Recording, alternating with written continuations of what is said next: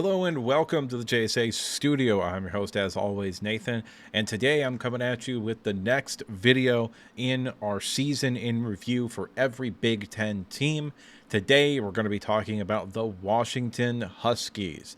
But before we get into the video, at this point I'm going to ask you to like, comment, and subscribe. It would really help out the channel if you did. And now, with the intro done and out of the way, there's only one thing left to do, and that is to get started by starting with Washington's season in review.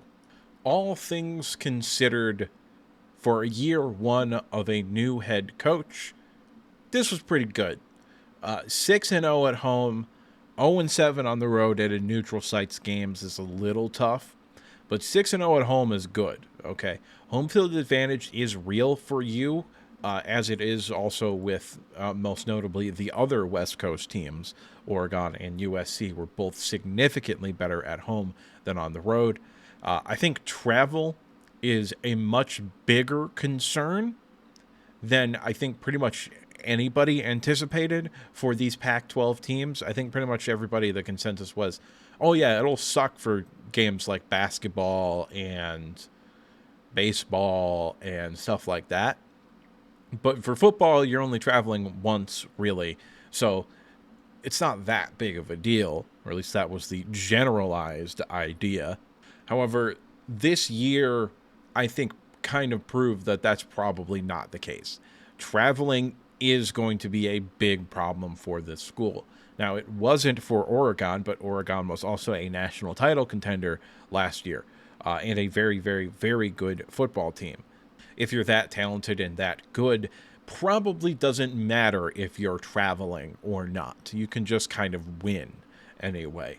And you weren't there yet this year.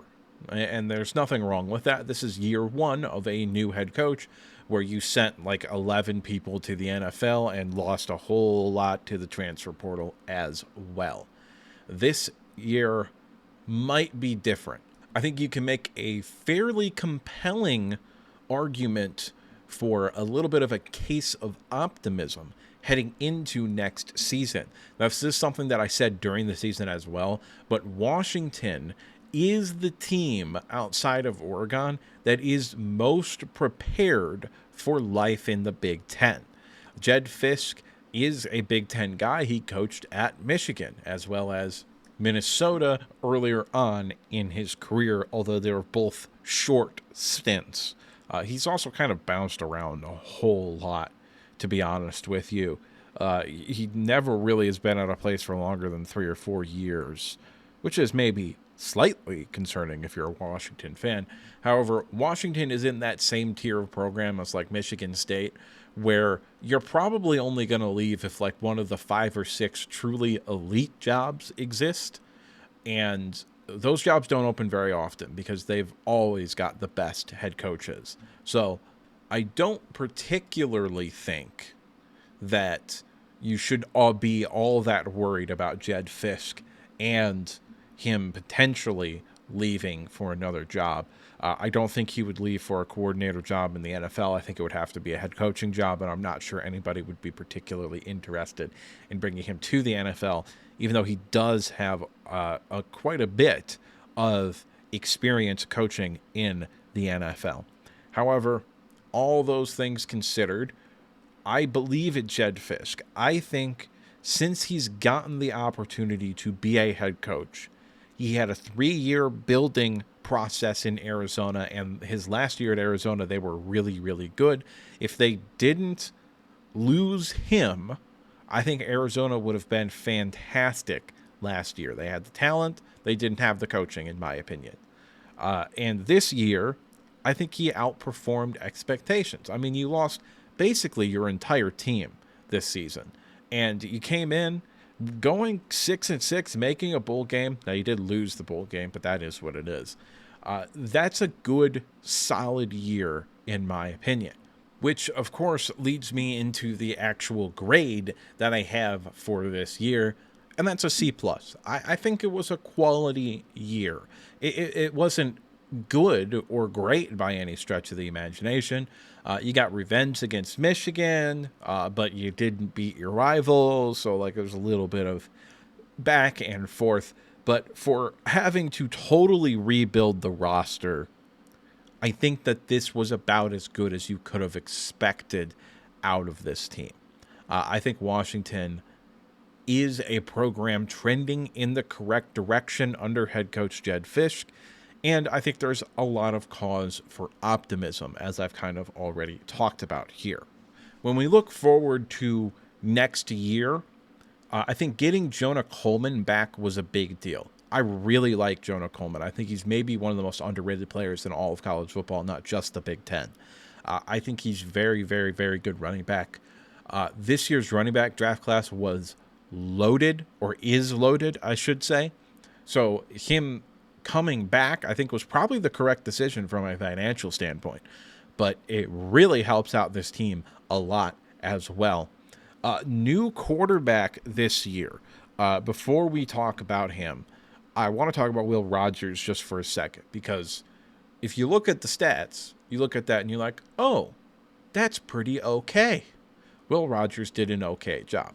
I don't think Will Rogers did an okay job. I think a lot of those stats were empty calories. I think a lot of them, they're just not good. I don't think he was a particularly good quarterback for this team.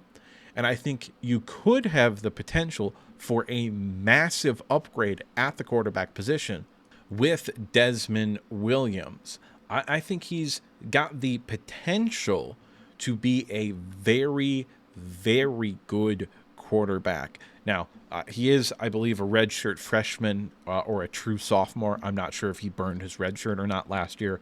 I don't know. But I think that just from a talent perspective, that's an upgrade. Okay, and from a ceiling perspective, it's a massive upgrade. I think Desmond Williams has the opportunity to be one of the better quarterbacks in the Big Ten year one. And then you look at year two, he's got the opportunity to be in the conversation to maybe be the best quarterback in the Big Ten. I think he's got that kind of upside. I really like him. He is someone that has a ton of potential, in my opinion. Now, will that translate to W's on the field this year? I don't know. Your schedule, which is what we're going to look at here now, is a little bit rough. Colorado State, UC Davis, you should win those fairly easily. At Washington State, difficult, not insurmountable rivalry game. You got a shot to win that game. Maybe you should even win that game with Washington State's quarterback transferring to Oklahoma, I believe. They're going to have a new quarterback. Don't really know what that situation is like. You then draw Ohio State. You play, I would say, probably 4 of the 5 best teams in the Big Ten, dodging Penn State. You play Ohio State, then you play Maryland, should beat Maryland. Even though it's on the road, that could potentially be a tough game, but I think you probably should beat Maryland. Home versus Rutgers, that could be a game that you're looking to win there.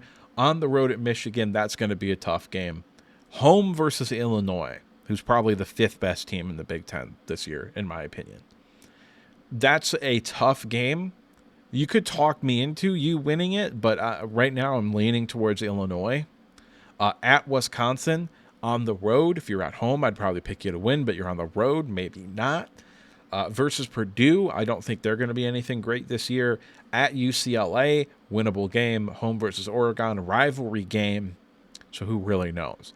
But I think you're going to have a tough time getting to anything better than 8 wins this year.